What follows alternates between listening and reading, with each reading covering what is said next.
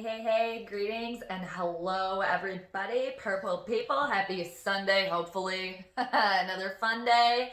The Minnesota Vikings, they're back. Hopefully, it'll be a good game today because the Vikings are hosting the Jacksonville Jaguars, who have been absolutely and utterly atrocious. They've only won one game, and it was in week 1 versus the Colts, I believe.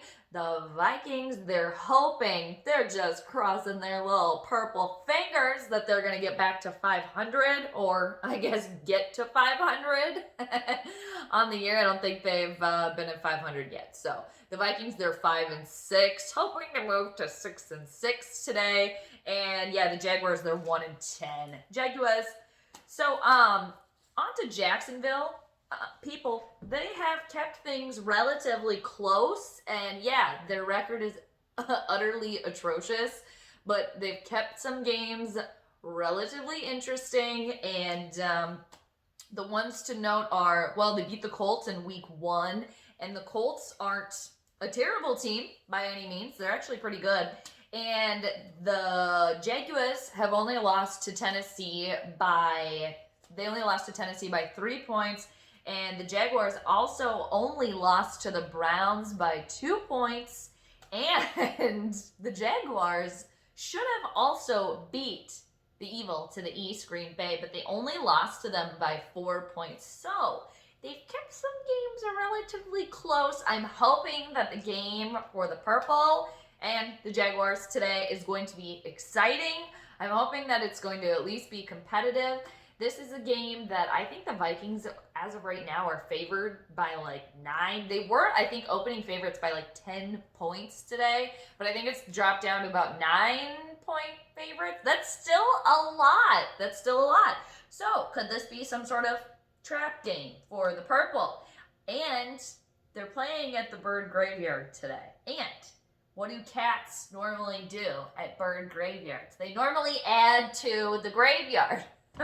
Even though Carolina wasn't able to get that done, but the Vikings have still only won, I think it's 2 games at home this year, so they have not been playing all that well at home, but just with the weirdness of the league anyway, I feel like home field, I guess it's kind of like an advantage because the team doesn't have to travel, but other than that, I'm not really sure. Okay, so on to the Purple people. Okay.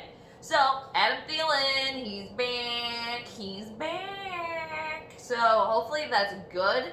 I heard a lot of rumblings, a lot of chatter about how Pizza Ranch Robot Boy played better with Thielen out, was able to play a little bit more loosey-goosey, kind of able to spread the ball out a little bit more, maybe not so much pressure on getting it to Adam Thielen, because Adam Thielen, like a lot of wide receivers are wont to do, they want the ball, they want it, and they want it right now. And when he doesn't catch it, he often makes little excuses and throws little whiny fits on the side of the sideline.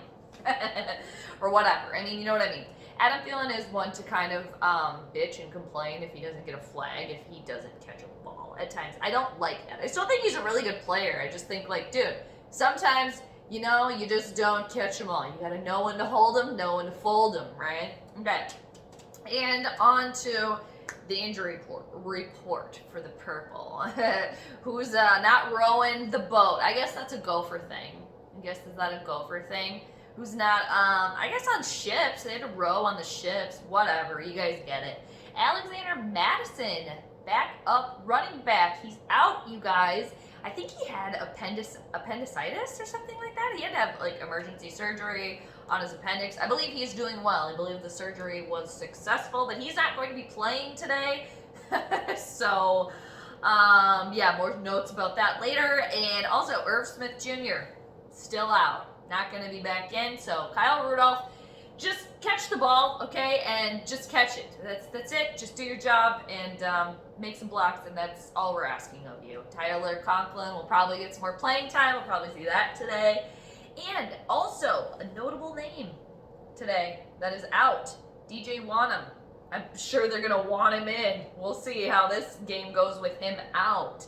So that was the biggest name of note that I saw on the Vikings injury report. So, moving on.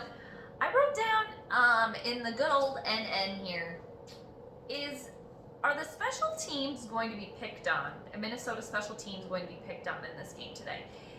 The special teams for the Vikings as of right now seem to kind of be the Achilles heel for the purple. So I just want to make note of that. Let's see if Jacksonville does anything to try to maybe get some turnovers on punt returns as far as the purple goes. We saw how last week went with the muff punt. Granted, BB made up for that with the game-winning touchdown, what turned out to be the game-winning touchdown. But I digress. Just throwing that out there. Just throwing that out there. Food for thought. Also, more food for thought with Alexander Madison out. Granted, he hasn't been playing all that much anyway. I really think that they should have been giving him the ball a lot more, but whatever. Is this the game that Dallas goes down because of that? And now, again, I'm not trying to put that out there, but I'm just saying. He went out mysteriously and had to go into the ominous blue tent this last weekend, which I was also hearing rumblings, people comparing that to when Xavier Rhodes used to mess up and then whine that he was injured after he messed stuff up. So it was kind of interesting that Cook went to the ominous blue tent after he had fumbled the ball last week. So again, just food for thought here, people. Purple food for thought. Another thing, these are all like negative things, just little like, I don't know if they're purple conspiracy theories or what, but is it due time for a crucial Minnesota missed field goal? Bailey's been pretty good. Again, I'm not trying to jinx him here, but I'm just saying, it's been a while. And I also wrote down, keep it up, Kirk, basically a code for like, keep doing what you should have been doing this whole time, like making as much money as you've been making, that you got signed on for, that you got extended for. You still barely done anything, but keep basically not messing it up. I'm just gonna say to Kirk there, it's one game at a time with this team, seriously. I'm not expecting them to go to a Super Bowl, but as far as like entertainment purposes, I'm hoping it's going to be a good game today, just for, you know, watching, and like I said, for entertaining. Are you not entertained? Okay, so, and then one last thing here I have until I make a prediction score, which I forgot to write down again. I like didn't mean to not write it down, but I forgot. Anyway, moving on, more chatter, more rumblings I heard this weekend, or this last week. Moving up in the playoffs, local media talking about the Vikings moving up in the playoffs. You have to make it to the playoffs first. Hello? This team's not even at 500. You're not even in the playoffs as of right now. And now you're talking about moving up in the playoff position? No, you're delusional. Delusional. Just like the rest of this, I don't know, team. At times, purple people being delusional, getting the cart before the horse, which is what this team does all too well. It's just like Minnesota mediocrity at its finest. So now I have to make a score prediction. The Vikings should win this game today. It seems like the Vikings, the players, you know, they have this momentum. They want to keep it up, even with the weirdness going on with everything. They want to keep winning. They didn't stop playing for Zim. Zim's not a quitter. So everything slated, you know, on the little buffet platter table for the Vikings to just serve themselves some extra helpings of a win today and scoring, you know, points after points after points. However, with all that being said, we as Vikings fans, we know when everything is laid out perfectly for the purple, they tend to blow it. So, I'm yelling. I have a feeling they might blow it today. And Jacksonville's running back, I believe went undrafted, and I think his name is it David Robinson? It's Robinson, it's something Robinson. I believe he's been playing pretty well, so something else to look out for. I just think the Vikings might blow it today. I think they might blow it. Like I said last week, I could see them winning too. It's just like all you gotta do is kind of play bare minimum, allegedly, right? However, I just keep going back to the fact that in these last games, the last games by Jacksonville, they have kept it really close. They're not quitting here. It doesn't seem like, yeah, they're a bit of a dumpster fire right now. Like the Kitties are, the Jaguars are feral here, but feral cats, they're not ones to be trifled with, right? So, or as Michael Scott would say, truffled with. So with that being said, I feel like the Vikings might blow it today. I feel like it might come down to a field goal, and it's been a while since the Vikings have lost by a crucial field goal. With that being said, I'm going to say Vikings might blow it today.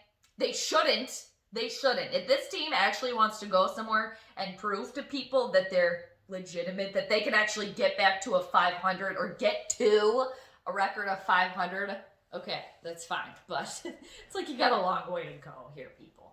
I could just see this game getting weird today. So with that being said, I'm going to say the Jaguars steal this one from the purple today, 24-21. That's what I'm saying.